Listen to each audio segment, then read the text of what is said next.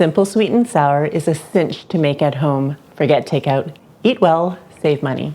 Hey everyone, I'm Flo, Duty's Behind the Camera, and we're all about simple food, simple faith. I'm always craving something sweet and sour, and when that craving comes, all I want to do is make it at home. I have 2.5 pounds of pork ribs that are already cut up into small pieces. You can buy them like this from an Asian market, or they will come in like long lengths, and you just cut them up into shorter pieces. I'm adding 1 tablespoon of soy sauce.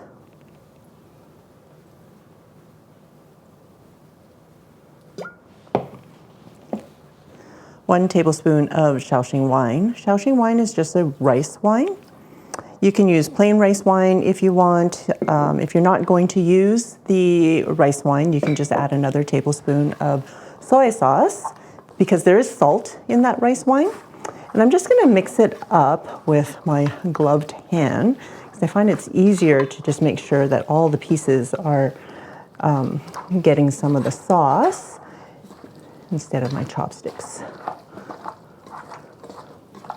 I'm using my electric pressure cooker to cook the ribs today because I find that ribs cooked in the pressure cooker just makes them so much softer and quicker. So I have a trivet down in my pot with about a cup of water, and I'm just gonna put my ribs piled on top of the trivet. I'm trying to keep the ribs out of the water. I think one got lost. 2.5 pounds of ribs is a lot. Keep putting on the lid,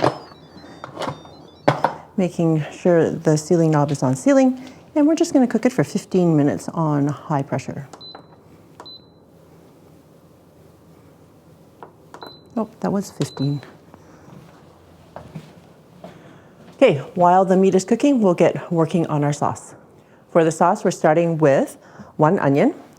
And I'm just going to cut up into about 1.5 inch pieces.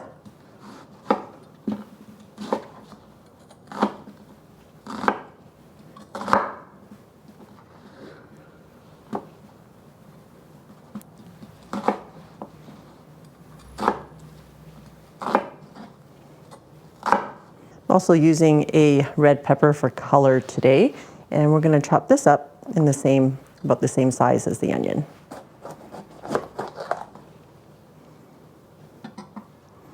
So remove the pith and the seeds. If you don't want to use red, you can use green, you can use yellow, orange, totally up to you. I'm also using 2 stalks of green onion for garnish, really, but it also adds some flavor. And keep them in these 2-inch size pieces. And what I'm going to do actually is cut this down and throw them in with the onions so they cook through a little bit more. And I'm using 3 cloves of garlic. You can use as little or as much as you want. You don't have to use garlic if you don't want to. I find smashing them down a little bit helps with the chopping.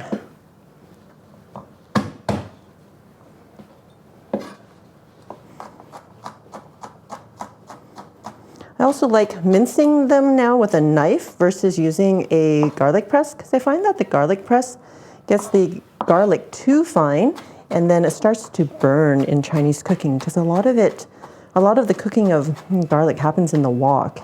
Another thing that I just love in sweet and sour is the pineapple. So I can't do sweet and sour without the pineapple.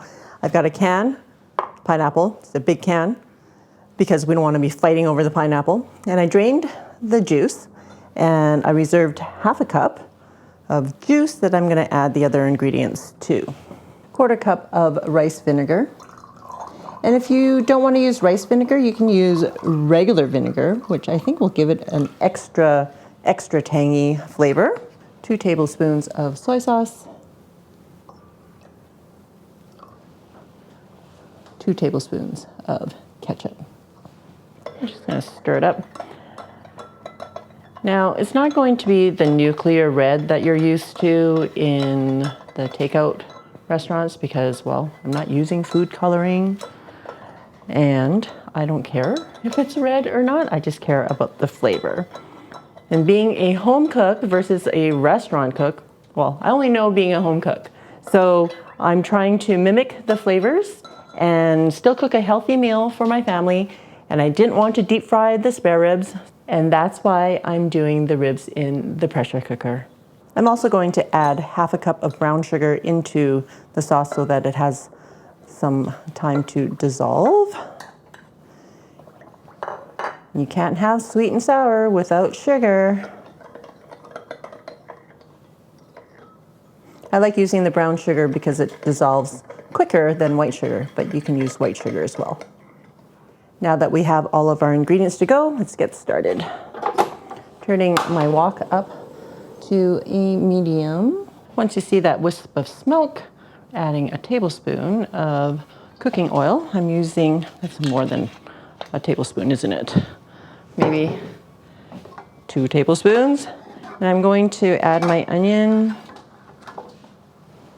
I'm using avocado oil today, but if you have a neutral cooking oil like canola, corn, vegetable oil, peanut oil, all of that will work.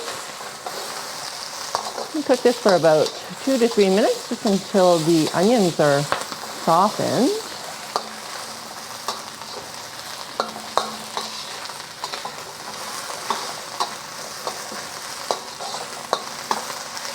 If you don't have a wok, you can always use a large frying pan. Okay, adding the peppers and the pineapple.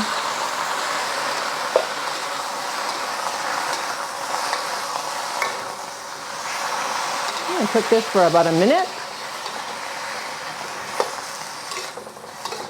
Or depends on how softened you want your red peppers to be. Okay, adding our sauce.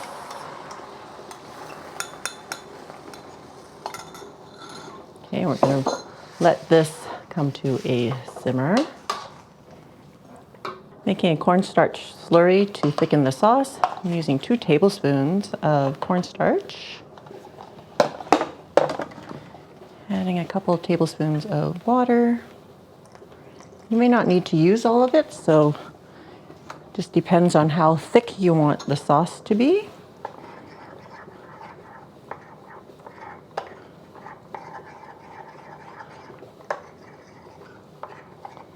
Remember that it has to be cold water or room temperature water, otherwise your cornstarch will not dissolve. And it's simmering.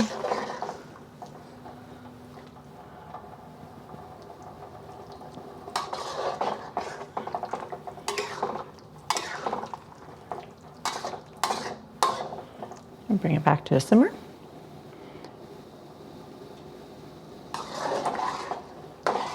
I'm going to add the rest of my cornstarch in there. It's not thick enough for me. I want the sauce to be able to coat the ribs and watch it become all glistening and glossy. Ah, look at that. Looks so good. Okay, I'm turning off the heat. We're just waiting for our ribs to be done. All right, I quick release the pressure and they're ready to go in the sauce.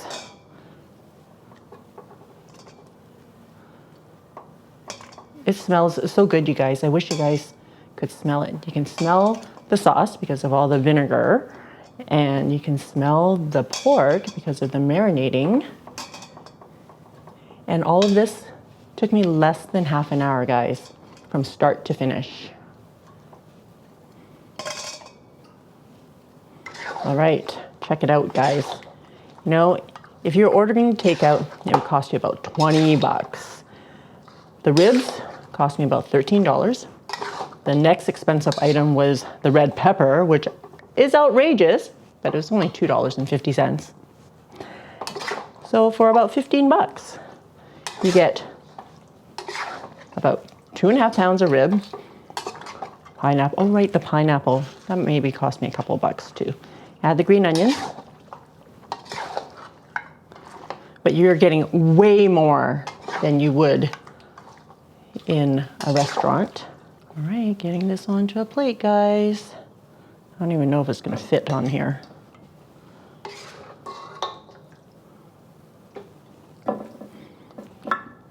Look at all the pineapple. No one's gonna fight over pineapple. There's gonna be enough for everybody. Whoa.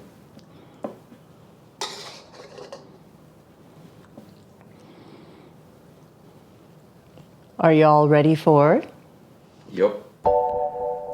Guys, good thing I've been lifting because this is really heavy. Look at all this meat. Okay, I'm gonna put it down now. Dining out, takeout is really expensive. I know inflation and all that bit, but hey, you want your dollars, your hard-earned dollars to go further, and you know, making it at home is gonna get your mileage of your dollar way further.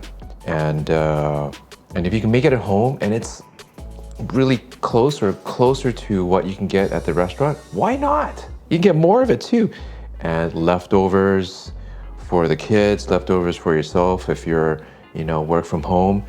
Yeah, get that value out. Get all the taste. Here we go. And a pineapple. And just for reference, we don't eat this way with small plates. So let's start with the pepper.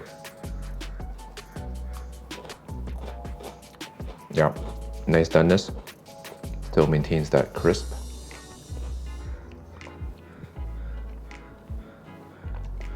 Pineapple.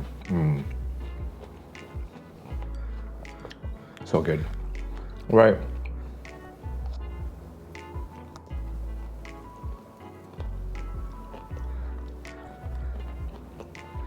Nice texture, mouthfeel. The meat is not quite fall off the bone, but gives it a little bit more of that tug for that mouthfeel as you tear the meat off the bone. Doesn't take much effort. Nice and moist. Flavor's awesome. So pair this with steamed rice. And it is a fantastic meal that you can the whole family can chow down on. So yeah, really good. Awesome, thanks dude. So you can see it didn't take much effort, took less than half an hour, and you're eating well and saving money. For the recipe, you can find it at FLO'S.com.